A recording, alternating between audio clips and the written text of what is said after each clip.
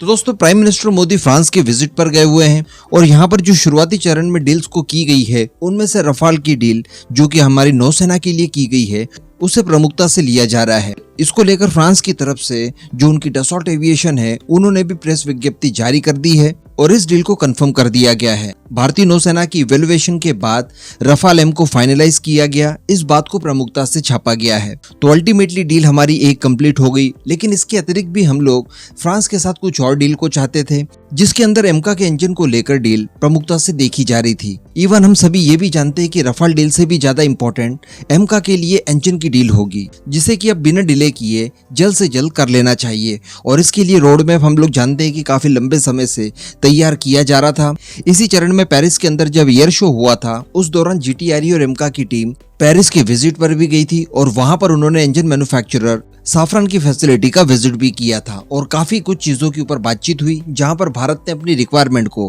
प्रस्तुत भी किया था। अब इसी को लेकर खबर निकल कर आ रही है कि फ्रांस भारत को एक नेक्स्ट जनरेशन के इंजन के लिए ऑफर दे रहा है और ऑफर क्या इसको इन फ्यूचर बहुत ही जल्द इम्प्लीमेंट भी किया जाएगा। बड़ी बात निकल कर यहाँ पर यह आ रही है कि ये इंजन डायरेक्टली 6th जनरेशन का ही होगा, यानी पुराने इंजन के ऊपर बेस करके फिर नया इंजन डेवलप नहीं किया जाएगा। यानी अभी तक जो हम लोग खबरें देखते थे और अभी तक जो हम लोगों ने प्लानिंग की थी उसमें हम लोग एक्सपेक्ट नहीं कर पा रहे थे कि कोई नेक्स्ट जनरेशन वाला ही इंजन डायरेक्टली हमें दे देगा। यानी हम लोग सोचते थे कि अगर अमेरिका से डील होगी तो F414 इंजन के आधार पर एक नया इंजन डेवलप करके दिया जाएगा, बाद में उसे हम लोग फिर अपग्रेड करेंगे और हमारी जरूरत के हिसाब से तैयार करेंगे चूंकि IPR हमारे पास होगा। इसके अलावा हम सोचते थे कि अगर रोल्स रॉयस के साथ इंजन की डील हुई तो EJ200 के आधार पर कोई नया इंजन डेवलप करके फिर भारत को दिया जाएगा एंड अगेन भारत फिर उसको अपनी जरूरत के हिसाब से अपग्रेड करेगा। यही चीज हम लोग साफरान के साथ देख रहे थे कि अगर साफरान के साथ डील होती है तो M88 के आधार पर कोई नया इंजन डेवलप करके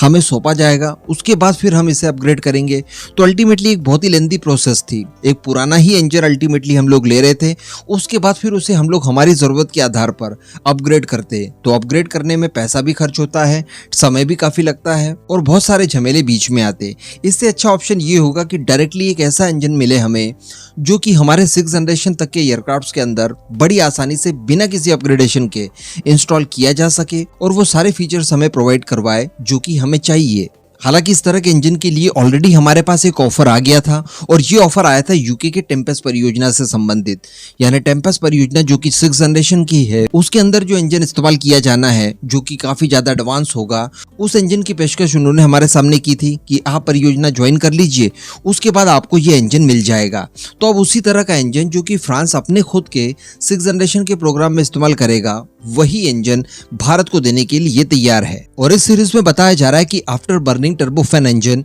भारत के साथ को डेवलप करने जा रहा है फ्रांस। और जिस बात को ज्यादा प्रमुखता से रखा जा रहा है उसमें यही है कि इन फ्यूचर आप जो अपने महत्वपूर्ण और एडवांस टाइप के जो प्लेटफॉर्म्स तैयार करेंगे उनमें बिना अपग्रेडेशन के आप इन इंजन्स का इस्तेमाल कर पाएंगे। अल्टीमेटली इन इंजन्स की अगर बात की जाए तो इन ऑफशूट में high tech thermal signature management system भी लगा होगा जिससे कि आपका एयरक्राफ्ट बहुत ज्यादा स्टेल्थी हो जाता है और साथ ही साथ आपको थ्रस्ट वेक्टरिंग नोजल की भी आवश्यकता इसमें नहीं पड़ती। और हम सभी जानते हैं कि अगर रडार क्रॉस सेक्शन किसी भी स्टेल्थ एयरक्राफ्ट का जितना कम होगा उतना ज्यादा वो स्टेल्थी होगा। तो अल्टीमेटली काफी अच्छी डील होगी मेरे हिसाब से, जिसे कि हम लोग बड़ी आसानी से प्राप्त कर सकते हैं 100% IPR और 100% TOT के साथ। इसी के साथ साथ कुछ और चीजों के बारे में अगर देखा जाए तो इन इंजन्स को तैयार करने से पहले भारत की भौगोलिक कंडीशंस का भी ध्यान रखा जाएगा। हम सभी जानते हैं कि रशियन इंजन्स में बहुत ज्यादा प्रॉब्लम आती है तब जब वो भारत आते हैं, क्योंकि रशिया द्वारा जब इंजन तैयार किए जाते हैं तो वो लोग अपने क्लाइमेट के हिसाब से करते हैं जहां पर माइनस टेम्परेचर भी होता है। लेकिन भारत की बात की जाए तो हम इन्हें अगर राजस्थान के रेगिस्तानों में उड़ाएं तो वहां पर चूंकि बहुत गर्मी होती है तो इंजन्स के अंदर अक्सर प्रॉब्लम देखने के लिए मिलती है। लेकिन यहाँ पर इसका निपटारा भी किया जाएगा और बताया जा रहा है कि इन इंजन्स को इस लायक बनाया जाएगा कि ये माइनस से लेकर गर्म से गर्म स्थानों पर भी अपना परफॉर्मेंस एक जैसा रख पाए। और इन सारी सुविधाओं को लेकर साफरान द्वारा GTRE को तभी बता दिया गया था और ब्रीफ कर दिया गया था जब GTRE की टीम एयर शो के दौरान फ्रांस पहुंची थी। इसके अतिरिक्त बताया जा रहा है कि ये इंजन शुरुआत में ही 110 से 120 किलो न्यूटन तक का थ्रस्ट देगा और बाद में अगर फिर भी आप अपग्रेड करना चाहते हैं तो अपग्रेडेशन के लिए केवल थ्रस्ट की अनिवार्यता होगी, यानी बाकी तो सारी चीजें अपग्रेडेड होगी ही होगी। लेकिन अगर आपको फिर भी ज्यादा थ्रस्ट चाहिए तो आप बड़ी आसानी से इसे 130 किलो न्यूटन तक लेकर जा सकते हैं। हालांकि यहाँ पर मैं आपको बता दूं कि DRDO की GTRE द्वारा इस बात का भी ध्यान रखा जा रहा है कि हमें इंजन की आवश्यकता केवल एमका फाइटर जेट के लिए नहीं है, बल्कि अन्य कई सारे सेक्शंस हैं जहां पर हमें इंजन की आवश्यकता पड़ेगी, जिसमें सिविलियन एयरक्राफ्ट भी हैं। इस वजह से ये भी बताया जा रहा है कि GTRE